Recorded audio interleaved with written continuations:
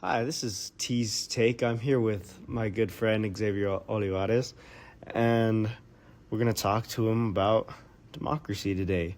So our first question is democracy still attainable in the 21st century? And I'm going to start by saying, yes, I do think that democracy is definitely still attainable in the 21st century, and I really don't think there's there's obviously problems, but definitely not as bad as it could be. I'd also agree. I think democracy is definitely a attainable thing in our current day now and throughout the rest of the 21st century. However, I think there's things that are kind of blocking that, such as misinformation, things like political division, and even corruption. But I think if these problems were solved or halfway solved, I think that the roadway to reaching democracy would become a lot simpler. Mm-hmm. Yeah, see, I don't think that democracy is necessarily lost. Not something that we need to attain, just adjust maybe, not necessarily. Yeah, I definitely agree. I think another thing is raising in voters, like more voter participation is also going to be a very key thing to kind of narrow the road down. I think that'll definitely help the cause. Did you know New Mexico's #1 in voting? Really? Yep. Where are we? I actually did not know that stat. That's Yeah, actually very interesting. Yeah, we're doing pretty good on that. So other states need to keep up. I completely agree. They gotta catch up to us. Yep. All right. Will democracy survive? Yeah, definitely. I mean, look, at least for a while, looking back on history, no empire ever lasts forever, you know. Eventually, I do believe that it will eventually fall, but definitely not yet. I think there's still a lot of things that we can do. Nothing is too far gone in our economy, in our politics, in our everyday lives.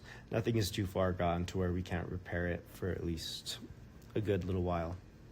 Honestly, I really agree with that. Something that T said is that something lasts a while, but it does fade out after a good given amount of time. But during that time, if the democracy is well, then things will go well during that time. Yeah, we're still a young democracy. Exactly. We're still a relatively young country. I mean, we're a powerhouse. A lot of countries look up to us, but definitely still young. I agree, and I think there's a couple of things that we can kind of go out that we would need people to kind of just adapt and maybe become a little more easy on each other. Maybe we would have to learn to maybe respect different opinions, just make sure we're keeping everyone accountable, specifically leaders, because then that will make sure that there's no hire anything like that. It'll kind of keep everyone in respective. But yeah, and it won't weaken anything like false information, so false information won't spread, things like that. It'll keep everyone kind of balanced in that aspect. Yeah, I mean, as long as, even on the just private level, conversations like this, I think, will definitely keep democracy alive. We, as a people, I think the media definitely shows more division than we see. I mean, I've said it before, we do. When we went to the Santa Fe Roundhouse, I went in there thinking that it was going to be a bloodbath. And no, all red and blue representatives all had very respectful things to say about each other and had nice, peaceful conversations. It wasn't necessarily an argument. It was a conversation that they were trying to get for the good of the people. Yeah. And that's honestly a very interesting thing, because I've always heard sometimes people can't get along because of their beliefs, but knowing that our government officials and everyone that's on the higher level, if they can get along in those scenarios where it's specifically just them having a conversation, it's a lot of good things to come out of that. It's a lot of hope that can come out of that. Just to know that people aren't always going to be arguing over what your color is. So that's a very interesting thing to know, T. Thank you. Yeah. Color as in red or blue. Yes. Right. Sorry. For the record. I apologize, yes. How can or should we reform it, do you think? I think improving the voting access would be a big one. Making it easier, maybe more simpler for perhaps the newer voters. Maybe they come in not knowing how to vote or what their vote fully means. I think giving them access to know what their vote does in the bigger picture and what their vote is going to do without if they were not to vote. I think it's encouraging them to vote because it is a very important thing. I believe everyone should vote. But things like that, I think, also increasing transparency, as I mentioned, like making sure everyone knows what's going to happen or what won't happen. I think transparency would be one of the biggest things because that is, at the end of the day, what people are listening to. They want to know what's going to happen with the country. They want to know how it's going to be ran, everything like that in the bigger picture. But those are the two main things I could see. Yeah, definitely transparency is a really big one. I think just flat out, like you said, voters, New Mexico, actually, in a lot of states, independent voters aren't allowed to put their vote in for the primary election. Really? New Mexico is changing that today, too, or this year.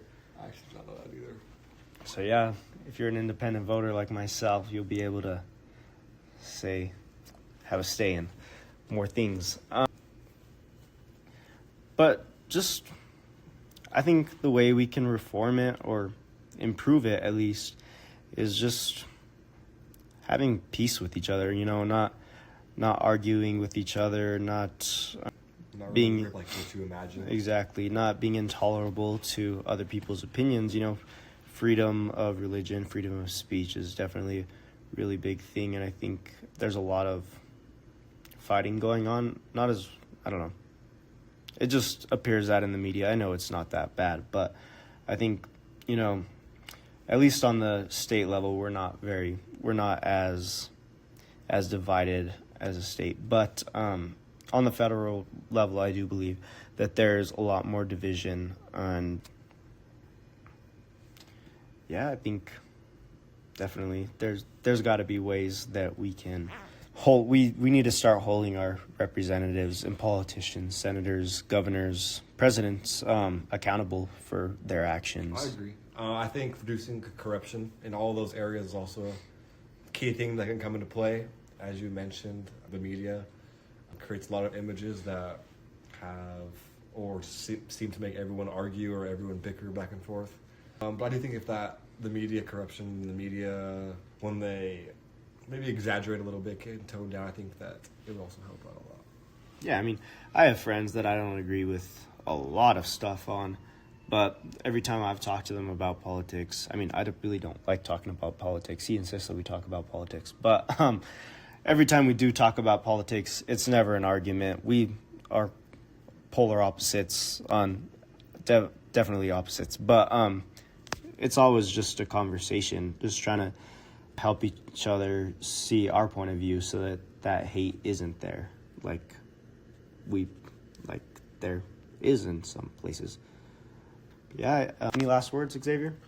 Not really. I just really like the topics of this conversation. I think that it's very important to kind of bring up these things. It's important to talk about this type of thing. Exactly. So. I'm not always super into maybe bringing stuff up, but I do think that every once in a while it's good to catch up on politics and just kind of voice your opinions about things like democracy. It's very important because things always change in our world. Our world is ever changing, especially our country is ever changing. Especially whenever you can talk to one of your buddies like Matthias. I've known Matthias for a great portion of my life when we can have a civil conversation. We agree with each other on a lot of things. We do. But just what's going on, I think it's good just to always kind of talk to similar minds, kind of catch up on things like that. So I would definitely say I enjoyed this conversation. Yeah, me too. Thanks for coming aboard. Of course. Thank you. Of course.